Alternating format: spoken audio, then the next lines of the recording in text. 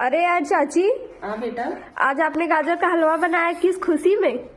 बताओ। हाँ किस खुशी में बनाई हूँ? हाँ मैं कल कुकर लाई। हाँ। तो गाइस, हम आप लोगों को बता दे गुड मॉर्निंग, सुप्रभात, राधे राधे, जय श्री कृष्ण आप सभी लोगों को।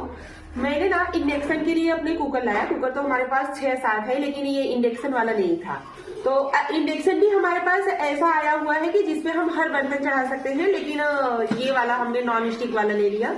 तो मैं कुकर लाई थी, तो मम्मी बोली कि अरे राम से मोनू, कुकर चढ़ाने से मतलब पहले जो होता है, अगर कुकर तुम चढ़ा रही हो गैस पे, बना रही हो उसमें कुछ, तो पहले आप मीठा उसमें कुछ बनाओ, फिर उसके बाद जो कुछ बनाना होगा वो बनाना।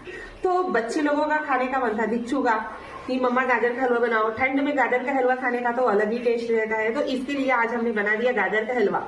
बच्चे लोगों का भी मन रह गया और मेरी मम्मी का भी बात रह गया कि मोनू कुछ मीठा बना देना, फिर उसके बाद कुकर में कुछ बनाना, इसकी वजह से। तो गाइस, किसको किसको गाजर का हलवा खाना अच्छा लगता है, आप लोग आइए और गाजर का हलवा खाइए। यहाँ पे हमने बनाया हुआ है, आलू भी बनाया है और गाजर का हलवा भी।